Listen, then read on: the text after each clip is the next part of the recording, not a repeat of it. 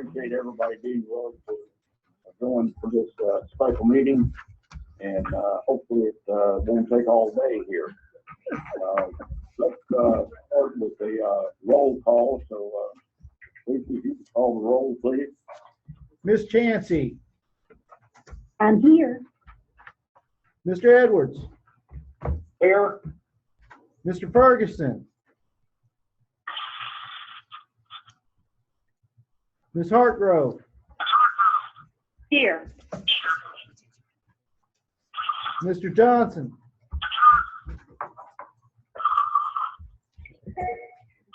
Ms. Kim.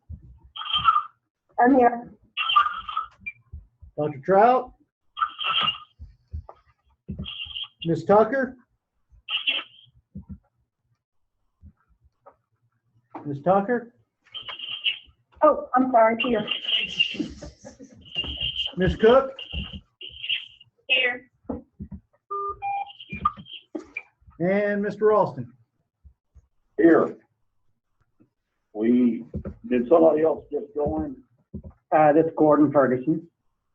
Okay, welcome, Gordon. Thank you.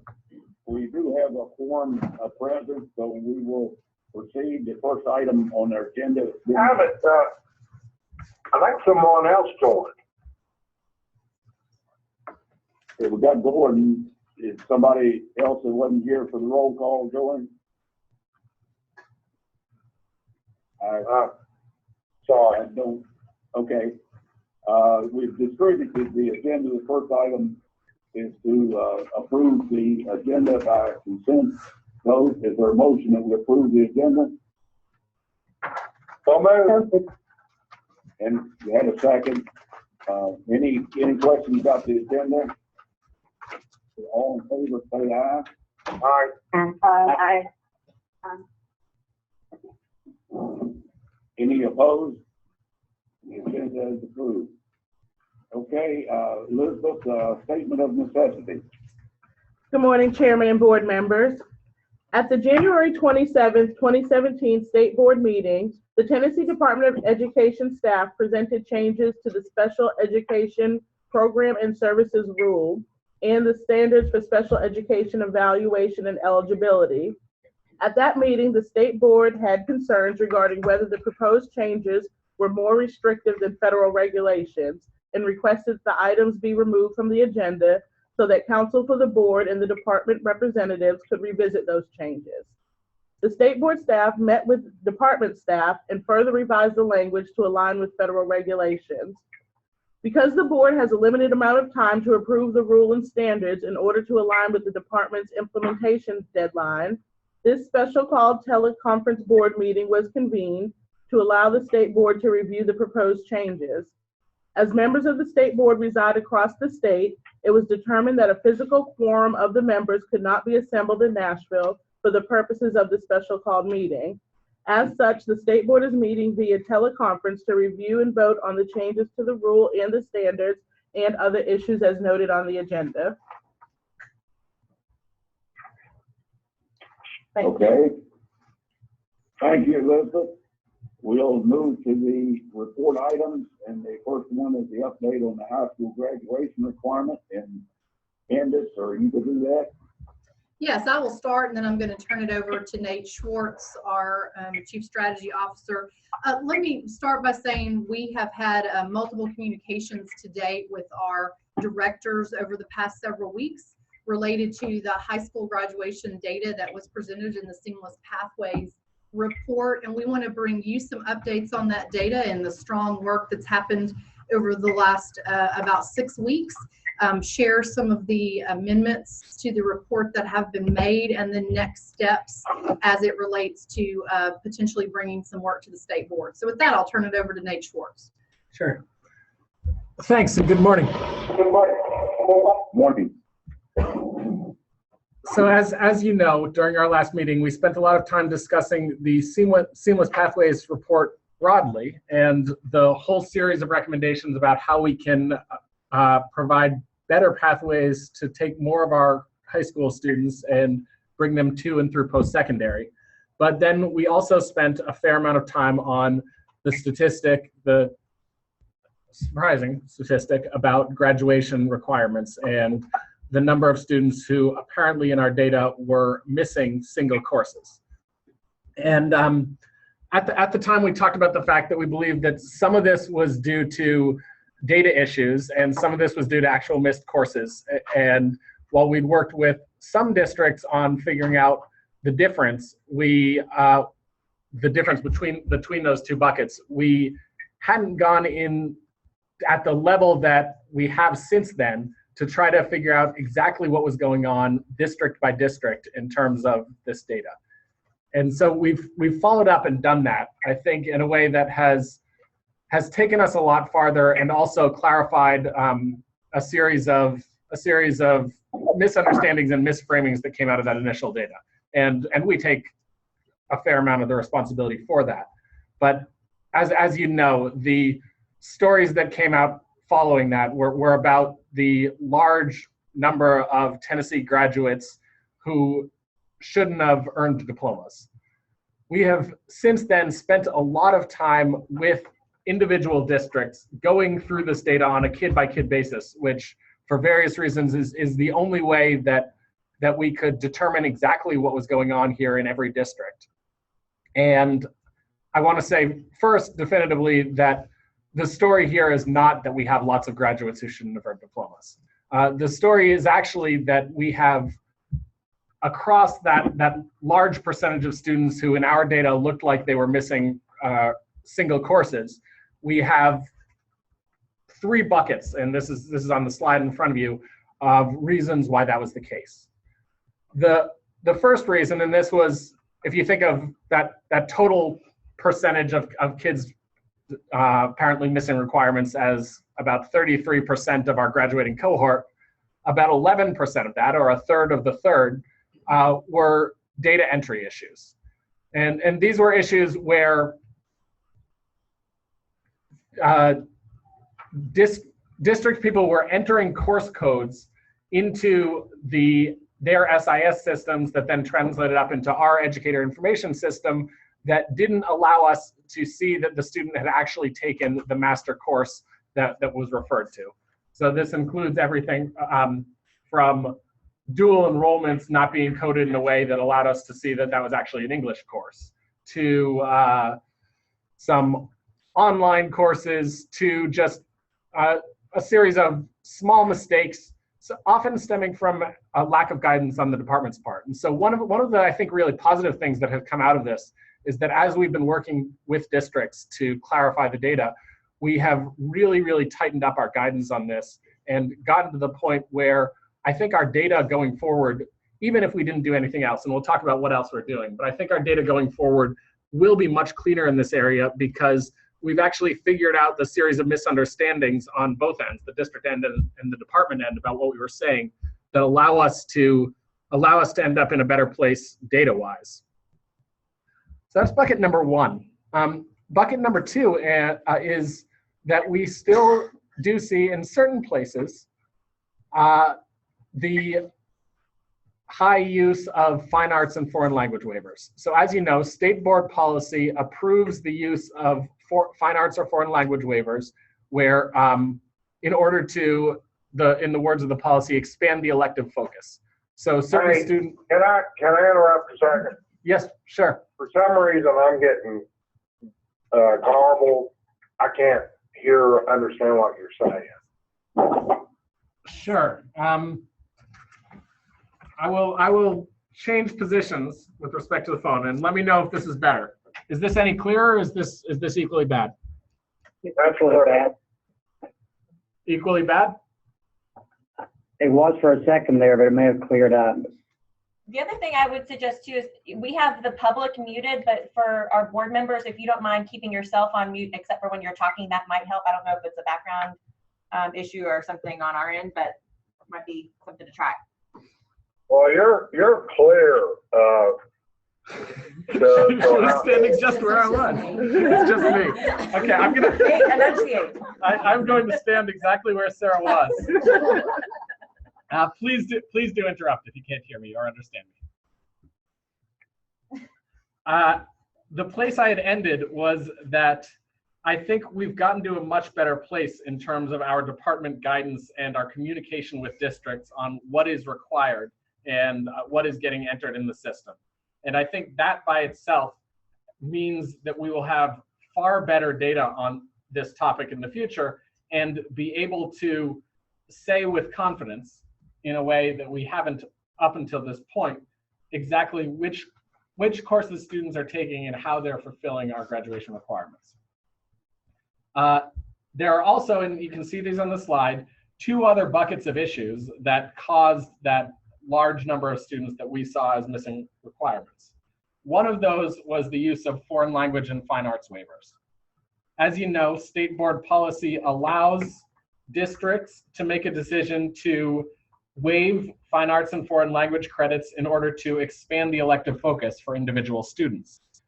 That policy was put in place a number of years ago, and I think we are getting to the point now where we're having an important discussion, and we'll continue that discussion with you about when the waiver is appropriate, when it is not appropriate, and whether there are guidelines we want to put in place for districts around how and when this waiver should be used, or how to notify parents, students about exactly what it means to use this waiver and what that means in terms of future opportunities.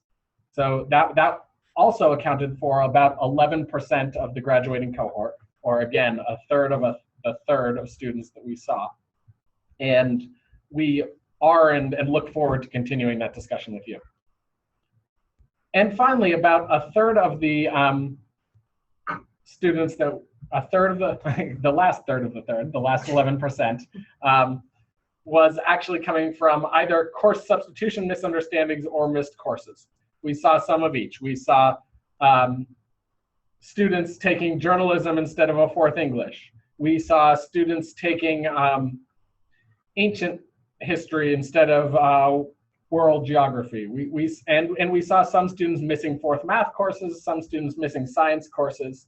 I think these are issues that are worth discussing. These are things that districts, again, are have gone back and forth with us on and are getting much clearer about the requirements on. But I also think none of these are issues of crisis proportions. None of these are issues that would cause us to say there is something going crucially wrong across the state in terms of getting students to fulfill graduation requirements.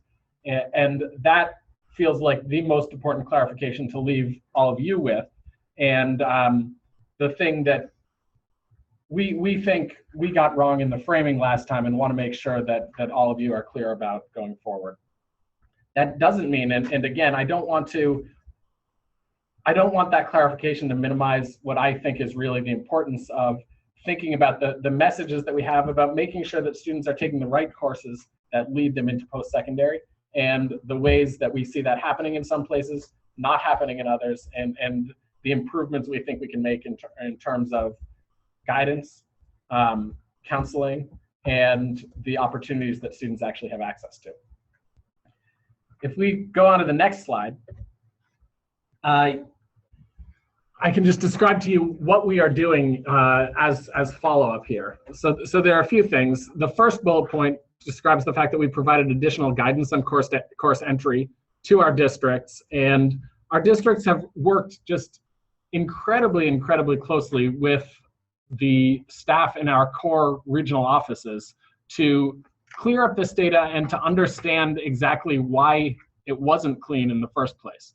And I think that has felt like a win on both sides. I think that the relationships that core had already built but is continuing to develop with districts around this data means that we will be in a much better place in the future. Number two, we are actually thinking about how do we make sure that the information systems, the systems that people use to enter this data, both don't allow some of the errors that we were seeing previously and make it easier for districts to look in and flag kids who seem to be missing requirements.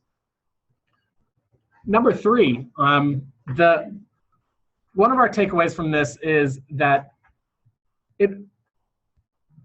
it felt like there was a lot more that we could have done to work with system directors, district directors, to make sure that they and we all agreed on what we were seeing before the release of this report. And we are putting new protocols in place to make sure that happens in the future.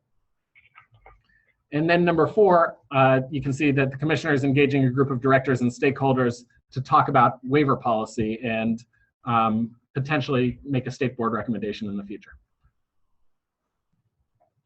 So that is the clarification on our end. Do people have questions or any discussion that they want on that topic? This is Wendy. I'm sorry, go ahead, Mike. So, first of all, you guys need to be really commended for,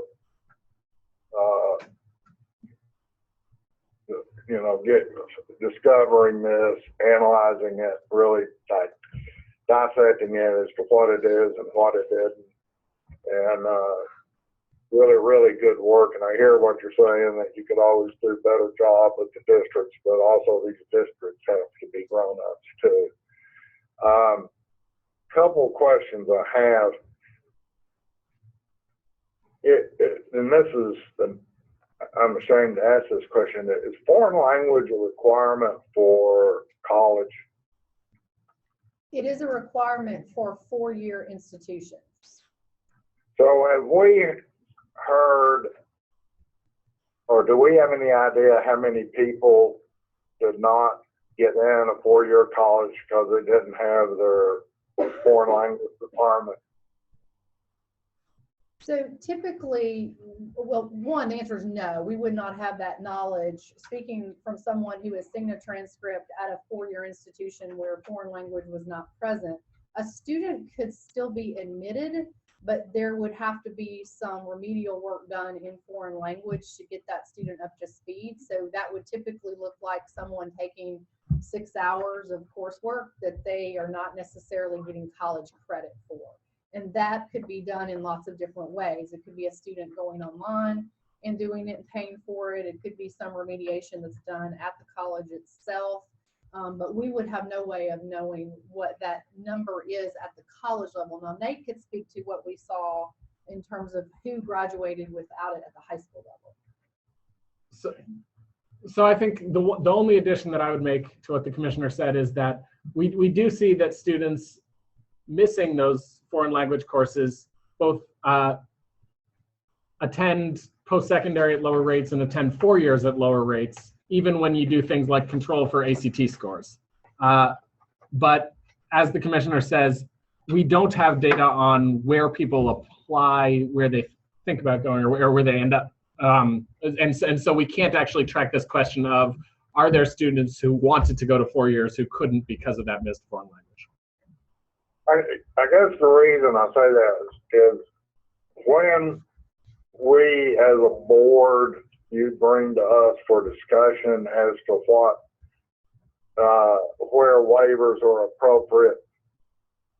It's my inclination today that a waiver based on the request based on a waiver that the school district doesn't have a foreign language teacher really doesn't, that is not in the student's best interest, especially because we got to be preparing kids to go on, including if they want to go to a 4-year college, they ought to be getting the product they need to get in there. If there's a foreign language issue, I think the district needs to figure out a way to solve it, because and if there's any other waivers like that where they can't get the qualified teacher, and we need to send the message, we'll figure out a way to do it. And Mike, this is Candace, and I just wanted to mention to your point, what is being considered that we would bring to the state board for additional verbiage to be added to this waiver possibility would be verbiage related to the engagement of the parent and the student in signing off that they understand what the waiver means. And so the waiver would not have the intent of we're going to use it if we don't have a foreign language teacher. It is that it would be a student level decision based on that student's pathway, and the family and the student would be engaged. And I will say, from having conversations with districts on this topic, there are districts who are doing just what I described. And they would say that when the state board policy was originally passed, that was the intent, but it was not written in the actual policy. So there are varying levels of how districts do this. And so we feel like it would be appropriate to bring to the state board verbiage that would clarify it in the policy itself. One question in regard to that. When I'm 65 years old, I was in college back in 1970, but computer language was substituted for foreign language requirement for college. Rather than waiving it, could we consider program language as a substitute? Particularly if they're going into a TK or a certificate program. Actually, if any program, it's going to be a pretty good value. Just I'll throw it out there for possible consideration. I'm assuming you're meaning like a coding, computer science type course. Okay. Yeah. No, I appreciate the comment, and we will consider that internally before we bring anything to the board. Thank you. Okay, other questions or discussion on this report item? Yes, this is Wendy. Shockingly, I have a few. So Commissioner, I also, and Nathan, appreciate the work you guys have done. And I know you got a lot of grief, and you guys have owned whatever mistakes may have been made and have been working really hard on this. And I give you a lot of grief, so I want to also give you credit. So thank you for your work on this. I really like the idea of the parent-student engagement, making sure that they're signing off on understanding what this means. So I'm all in support of that. I have a question around whether these waivers, prior to now, whether there's any documentation about how many kids in the districts are getting these waivers. I've been told that, at least at metro schools, they're saying that they don't keep track of that, and I find that hard to believe. So I'm wondering if you guys have any information on that. I think the answer right now is that this is district by district, and so the actual documentation is district by district. And so one of the conversations we're having about our student information systems is actually, can we just add a clear flag so that people are actually needing to document that those conversations happened and that the waiver was granted. Right now, what we are doing is we have been working with individual districts to ensure that we understand exactly which students were given these waivers. So we are basically passing them back our data on who graduated missing foreign language or fine arts requirements, and having them confirm that these are the students that received a waiver to do so.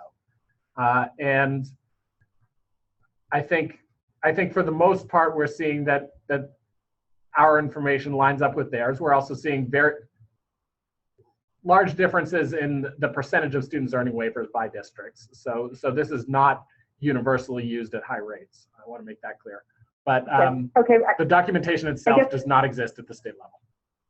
Okay. And so, and there's no requirement right now that districts maintain that documentation. There's no like state requirement for that. Well, it's just part of the policy, so that is worded as you know it's worded. So no, there's not a part B that says keep up with it. I will say, Wendy, though, that you may know this, we have had an open records request on how many students did get a waiver district by district, and that's why we are working on this specific question with the districts. We're using our data. We are connecting it to the data that they have at the district level, and so we will have, by the time we meet for our next state board meeting, you will be able to see the spreadsheet that we are sharing that shows district by district how many waivers were requested by district. So we will be happy to share that as well with you.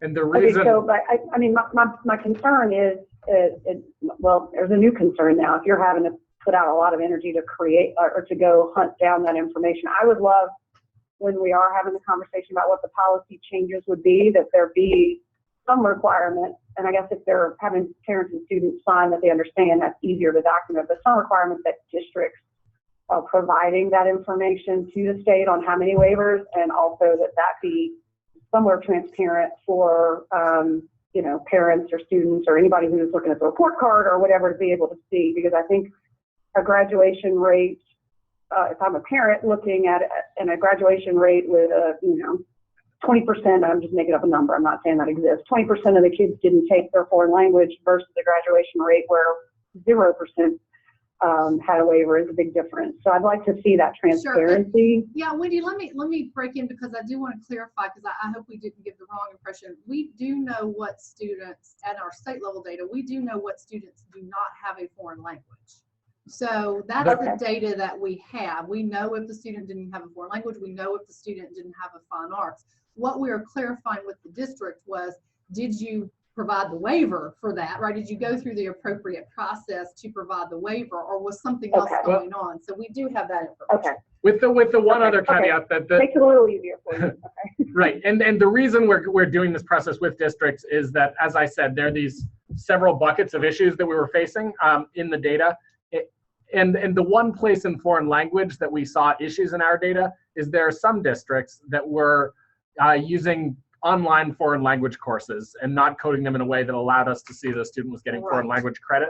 And given the amount of back and forth that we've now had on this, we didn't feel comfortable releasing that data publicly without checking with districts to ensure that what we were seeing was actually a student missing foreign language versus a student who had taken this online course.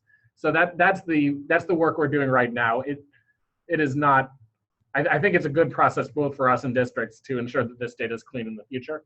But I think that as we get the data cleaner in the future, we will be pretty sure about the students that are on the waiver policy. Right, right. Now, I appreciate your concern, Wendy, and it is a concern of us, but we do have the data of who has it missing. We're just now making sure we didn't miss a student who had taken it online and it was not coded correctly.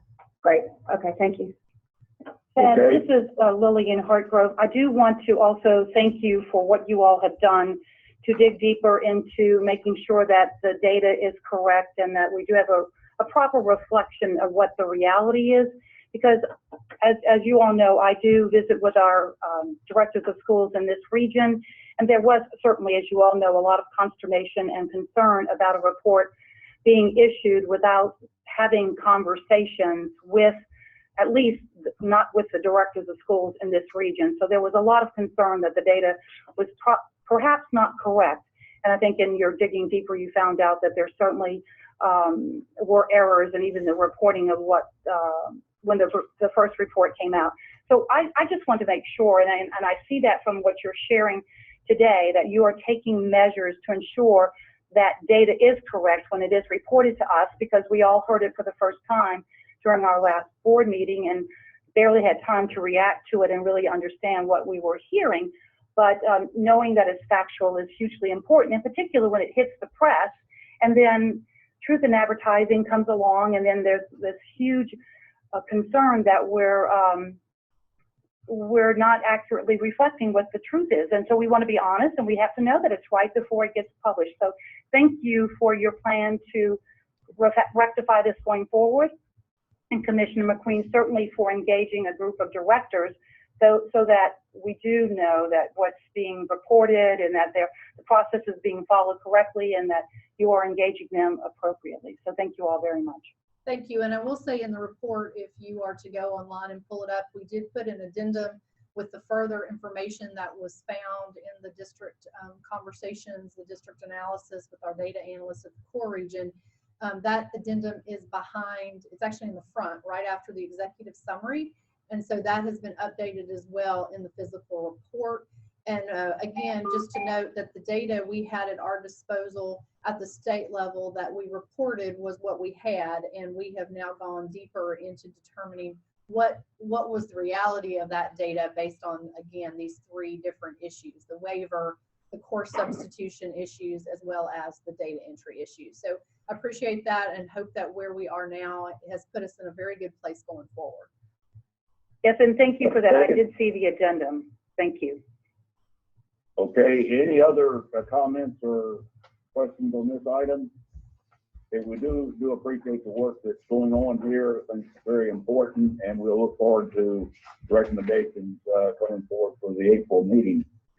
Let's move to report item number 2, which is the update on the school counseling policy.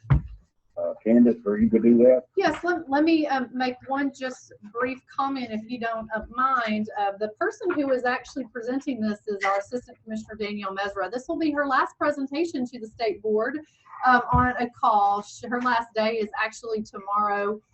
She is moving on to do some contract and consulting work with some other partners and national partners. We are very sorry to lose her. She's been an asset to the state for the past 5 years. So I want to take that personal privilege before I turn it over to Danielle and tell her publicly how thankful we are for her work. Well, thank you. And it's obviously been an honor and a privilege to be not only here in the department, but also to work with the State Board of Education, the members, both who have left us, but who are with us currently during my tenure. So I do want to thank each and every one of you for your wisdom and your tenacity to think through what's in the best interest of students. And I just want to thank you guys for that, particularly for my area. The section that I'm going to discuss with you guys today is the school counseling model and standards policy, which came up for first reading back in January. And from that conversation, we had an opportunity between then and now to do some additions to the policy, which I think will provide greater clarity. My understanding is from Sarah that you guys received a copy of the red line version for the policy 5.103. And so what I want to do is spend some minutes here going through really the 2 sections, I believe, that received the most changes, and that was in section 2, subsections F and G. Danielle, this is Sarah. I have to confess that I misunderstood the question. I think we said the red line version of the special ed item, which is on vote, but I do not actually think I'm not sure I have the red line. Maybe we do, but for school counseling. Okay. So this will be coming up for a vote in April. This is just for discussion today. We will absolutely make sure they have the red line version for April, but this is just a preview of something that is yet to come. So they have the red line version of the special ed. Yes. Yeah. Okay. Well, then forget that you have the red line for the counseling and model standards. So what I will do then is spend some time then really talking through these 2 subsections. Again, this is section 2, subsection F and G. And Mike, for your purposes, I know that you really had the most in terms of questions in the January meeting. So I'll take my time highlighting the particularities. Obviously, there's a slide that hits on a few of those matters, but I do want to call attention to, again, some of the particularities that we added into the policy and that you will have available to you to review at the April meeting. I would say that really the strongest message that I could provide in terms of the red lines that we did is intended to provide that greater clarity, as well as some definitions to the terms, and particularly the definitions of terms in the table that fell within section 2, subsection F. That way there's no misinterpretation of what anything meant. We want to make sure that you guys understood what was being conveyed in that table. The other big piece, in addition to that table and some additional information on the 80-20 breakdown, which I'll circle back in just a second, is that section or subsection G, most notably subsection G, item 2. And what we did there is we actually split that into 2 sections. And I'll talk a little bit more about that to get to that greater clarity. Again, Mike, that you were asking about, which is what is or should be the role of a school counselor during that testing time period. And I think hopefully the changes that we put forward make sense. And I know that in April, whoever is presenting at this time will be in strong position to answer any questions that you guys have. But circling back to subsection F, the biggest piece that I really want to call attention to, and where we had some interesting conversation on, was that 80-20 piece. And the reason why we want to make sure we put that in there, and you can see here on your slide as well, is that we wanted to make sure that the state of Tennessee was following the national model for the Association of School Counselors. And what they really want to call attention to is not that every day you have to have an 80-20 split of your time, in as much as that over the course of an entire school year, a counselor's time should be spent in that percentage. So 80% of their time providing direct services to students, working on behalf of students, and the remaining 20% of a counselor's time should be spent working on the foundation, management, and accountability components of the counseling program. In addition to that, we talked about fair share responsibilities, and that is something that we called out. Okay. One of our members? Nope, that was us. So we'll just dial again. Hey, if you're gonna go out, you go out in the back. I want my presence to be remembered. Teleconference service. Please enter your access code followed by the pound sign. We're still going live publicly. Can you hear us right now? Yes, they can hear us.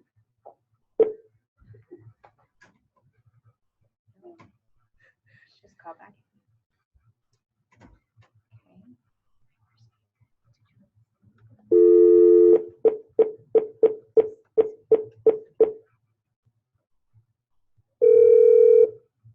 Welcome to AT&T's teleconference service. Please enter your access code followed by the pound sign.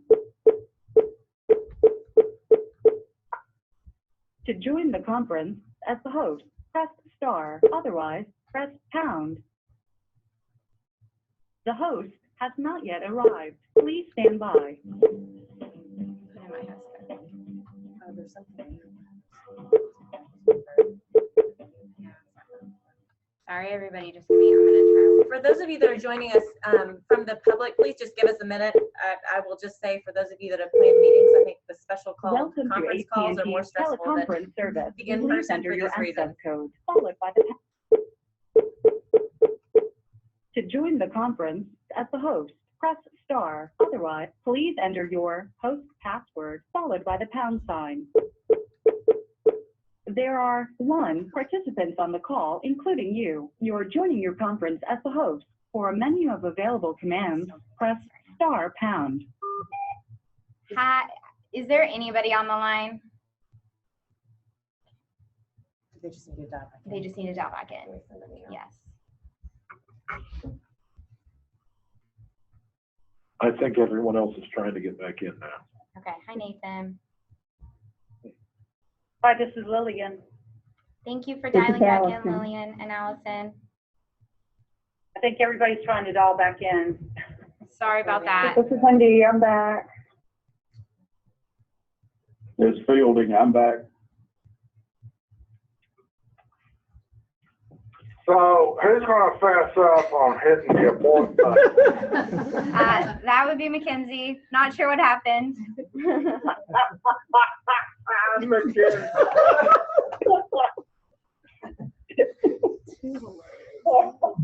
It's my worst nightmare. We're good. Well, we were real proud of ourselves because we were still on talking. We were proud of ourselves that we actually noticed that y'all was going off the air.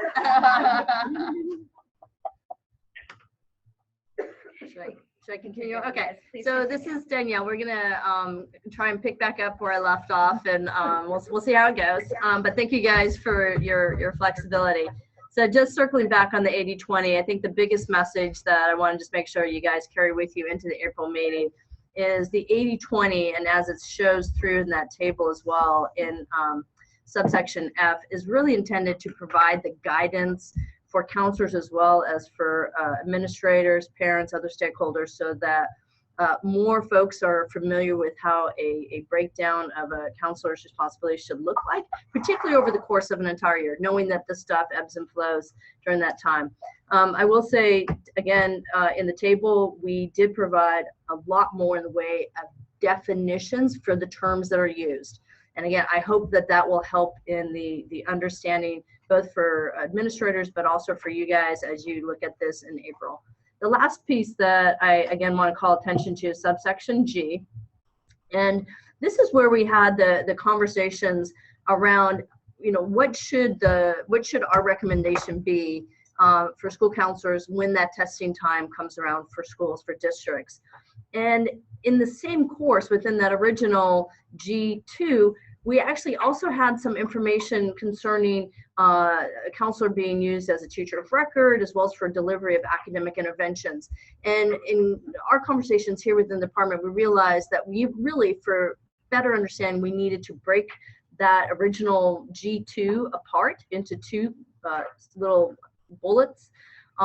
So that's what you're going to see in your red lines also in April. So now the modified G2 is in reference to a school counselor should not be used as a teacher of record for content courses or for delivery of academic interventions. And then the new one, the G3, recognizes, and this is the way in which we have the language, is that school counselors may assist with the actual implementation of a school-wide standardized testing program. However, school counselors shall not be responsible for the management or overall administration of said testing program. So we wanted to make sure that for all parties involved, that the policy is not removing a counselor from participating in the assistance of the actual implementation of it, but we want to make sure the counselor should not be placed in charge of that, or that they're managing the testing of their said district or schools. And our hope is that this really, again, for Mike, I know you had that question in particular, that hopefully this will help clarify further for all folks involved.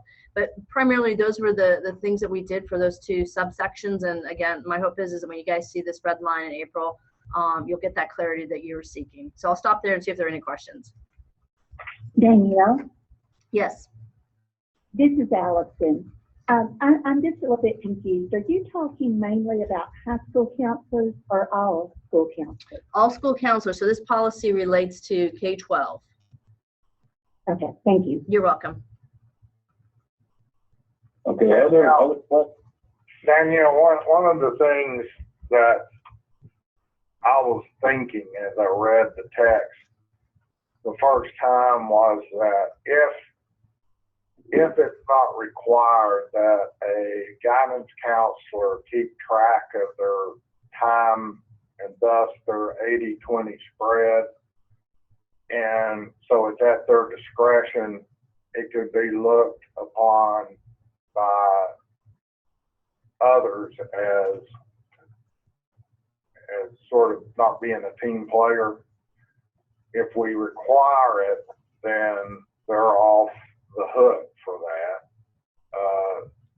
It's simply required, and I think it'd get them out of a bad situation. Mm-hmm.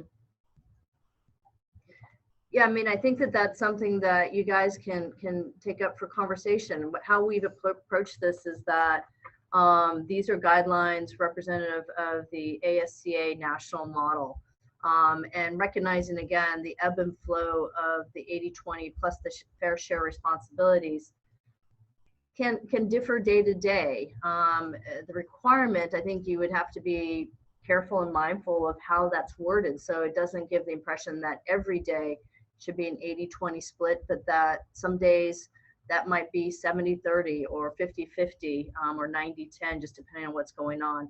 But that is a possibility if that's something you guys want to discuss. I will say that, again, the table that we put in there, the counselor responsibilities table, is representative of best practices in the way in which a district and really a school counselor would want to approach their responsibilities, their duties in that role.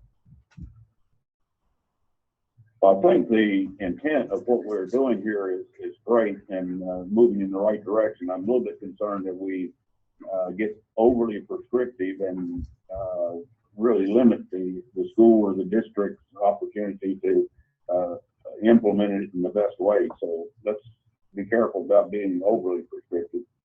Yeah, and we go ahead. My point was, I understand that a work day could be loaded much differently than an 80-20 split. but there is a time frame that we are saying, even if there is no consequences if they don't adhere to the 80/20, that absent of that record, we really don't know what's going to be, or they don't know what's going to be the deal. And I just, if you could spread it over a semester, you could spread it over however you think it's the best thing to do. But otherwise, why are we even talking about 80/20?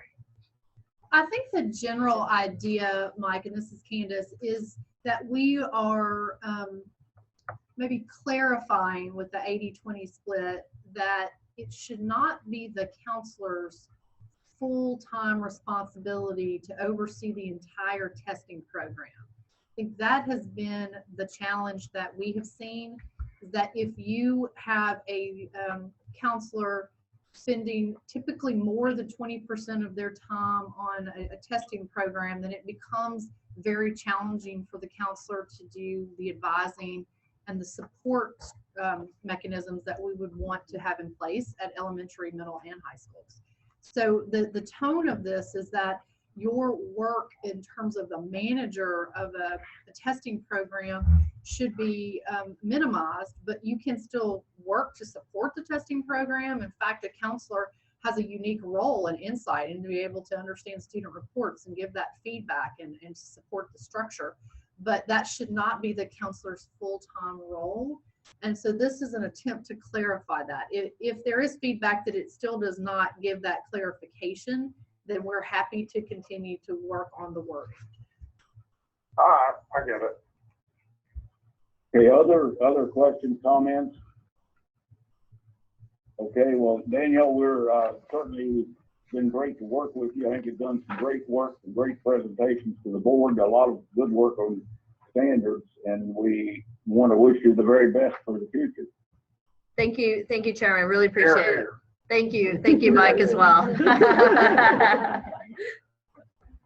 Okay, let's move to the action items on final reading, and both of these deal with the special education program and services. Let's deal with the rule first. Teresa, you go present that? Yes, sir. Mr. Chairman, I believe you all do have the red line changes to both the rule and the standards with those changes from first to second read. Yes, that's correct. So what I'll do is I will go through the changes that were made between first and second read. These were reviewed with the board in January at our regularly scheduled meeting.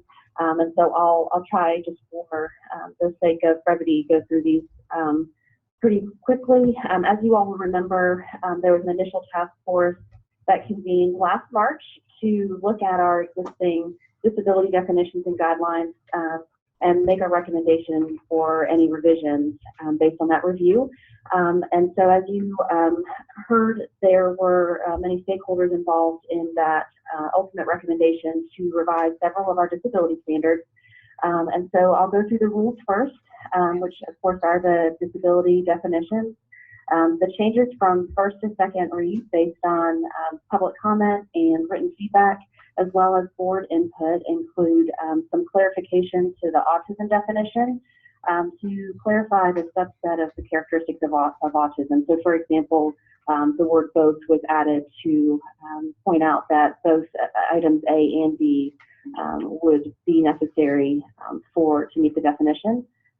Developmental delay, the definition was revised to provide some clarity on the age range and for the requirement of physical development. There was also a statement added back in to indicate that local agencies had a choice of using this category, and this is consistent with IDEA language as well as with the current rule.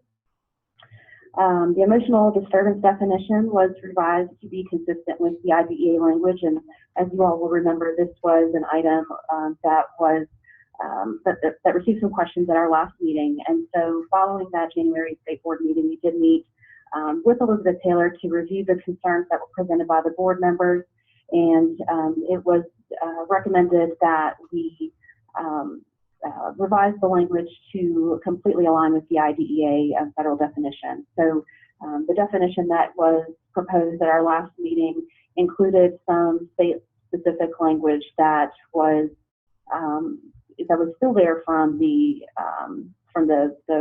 definition from 2008. It was the existing state rules that we, based on recommendations from the state board, made those revisions to align completely with the federal definition.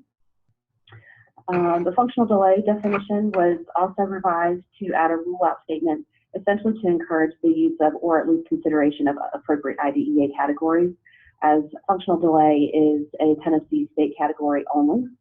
And finally, for the last definition that was revised from first read was the definition for intellectually gifted. And based on stakeholder feedback, the definition was revised to add in a statement of adverse impact. And this was to ensure that the second prong of eligibility was met for intellectually gifted. I'll go ahead and review the standards, the changes from first to second read. And again, these are a supplement to the rule that cover the evaluation procedures for each disability category. So for autism, there were some procedural changes made to the communication assessment, sensory and adaptive behaviors. And again, these were changes made for clarity only. The evaluation participants were also revised to remove speech language teachers from the list of evaluation participants as they are not licensed to evaluate. Developmental delay, the evaluation participant changes were made to, again, generalize the need for educational professionals rather than to separate out the early childhood specialists based on the age band. Emotional disturbance, again, was reworded to mirror federal regulations. Intellectually gifted, here the evaluation procedures were revised related to cognitive assessment. Again, this was based on significant stakeholder feedback. The revisions include the consideration of the standard error of measurement and to ensure that those considerations were made when assessing underrepresented youth. The assessment matrix was also updated to reference the standards and updated testing materials. So, for example, new assessments that had been renormed since the previous assessment matrix was developed. On the next slide, orthopedic impairment, the evaluation procedures were revised to make to list an example of adaptive behaviors. Other health impairment, the evaluation procedures were revised to move the social emotional development into the list of informal and formal assessments. Again, these changes were made based on for clarity. There was some minor rewording of specific learning disability regarding the observational data, and this was done to reduce any chances of misinterpretation. And finally, speech language impairment, the evaluation procedures were revised to include clarifications of the language evaluation component. And again, similar to an earlier item, the evaluation participant list was revised to remove speech language teachers, as these professionals are not licensed to evaluate.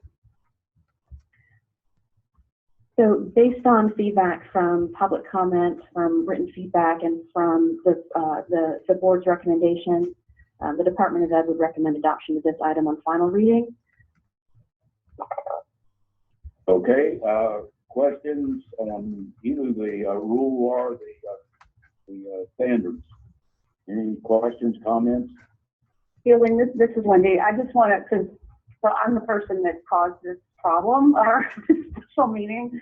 So I just want to thank the department, and I want to thank Elizabeth Taylor at the state board for reviewing the concerns that I sent and for making the changes that were requested in emotional disturb in the ED category. And I think that these changes that mirror the federal law are legally appropriate. I think that for equity purposes, and it was just important to have them done. And so I appreciate everyone's patience with me doing that, and I appreciate the changes. And if there aren't any other comments or questions, I'm happy to move approval of these. Okay, do you, without objection, we'll take, the two together, and have a roll call vote for both A and B. So do you move approval for both A and B? Yes, sir. Okay, is there a second? Second. Got a second. Any other questions or, discussion? Mr. Chairman, Yes, this is Allison. I did have one question. okay. What's the current assessments that are now approved to be used on the initial evaluation of giftedness? Can you repeat the question for me? Yes, sorry. What are the initial assessment tools that are used, that are approved to use for intellectually gifted? So intellectually gifted requires assessment of 3 areas: cognition, achievement, and creativity. So on the assessment matrix, which I believe was included in your materials, the matrix provides a list of possible assessments that could be used to measure each of those 3 areas. The department does not mandate or require certain assessments to be used through the standards revisions. Try to encourage best practices related to assessment procedures, especially when it relates to cognitive assessment. Okay, I guess I'm showing my age here, but back in my days, with SCAR and Stanford Binet, and I was just wondering if we were dealing with updated portions of these tests or if more had been involved. Yeah, we do have some workflow assessments that are used. The Stanford Binet is on its 5th edition now, and so that is also included in that list. But ultimately, LEAs have, and assessment specialists have the autonomy to make those assessment choice decisions. Okay, great, thank you. Okay, other questions or discussion? Okay, if we'll call a roll call vote, it'll be on both A and B. So, if you call the roll, please. Ms. Chansey, Aye. Mr. Edwards, Aye. Mr. Ferguson, Aye. Ms. Hartgrove, Aye. Mr. Johnson, Ms. Kim, Aye. Dr. Trout, Ms. Tucker, Aye. Thank you.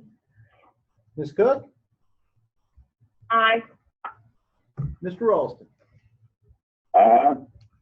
The ayes have it. The motion is approved. Wendy, we do want to thank you for your knowledge in this area and for raising these questions. And I think we do have some approved document here, so we appreciate all your work on this. Thank you, Jim. Two items. We have the April meeting be scheduled. We'll have a workshop on the 20th and the regular meeting scheduled for the 21st. And also, it looks like we're going to have a fall meeting in May sometime to approve salary schedules. So we will be sending out a request and trying to find the best date that we possibly can for that fall meeting. It'll be a pretty short meeting, but it is necessary to do that in the May timeframe. So we'll be back in touch with you on that. Any other items for the good of the order? Fielding, this is Sarah. Thank you for making that announcement about the May special called meeting. We'll be following up with members either yet today or in the next day or so to try to confirm that, so you'll have plenty of advance notice. But as you mentioned, that'll be a short meeting. Just 2 other quick things while I have everyone on the phone.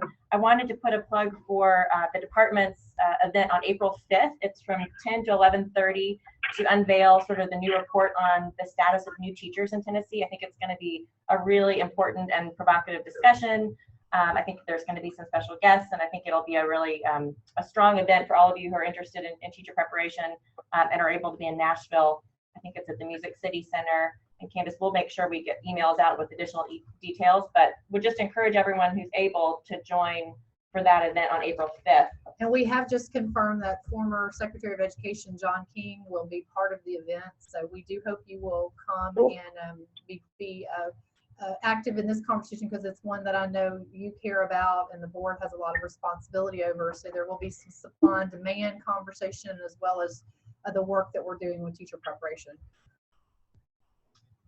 Great. And then the only other thing, and Nathan, you may be on the phone and can say this better than I can, but I just wanted to give the board an update on the 2 bills that we've been tracking closely that would, in one respect, move the teacher prep report card date back a bit to give us some additional flexibility on the timing of data return. I believe that's headed to the governor as of this morning. And the second bill is restating the board's authority to approve and review teacher preparation programs. And I believe that one is also headed to the governor's desk to sign. So good news on the legislative front in terms of those 2 teacher prep items. And that's all for me. Thank you. Okay, any other items? Okay, do certainly appreciate everybody being available. Good meeting, and we'll look forward to seeing you in April. Take care. Thank you. Meeting's adjourned. Thank you.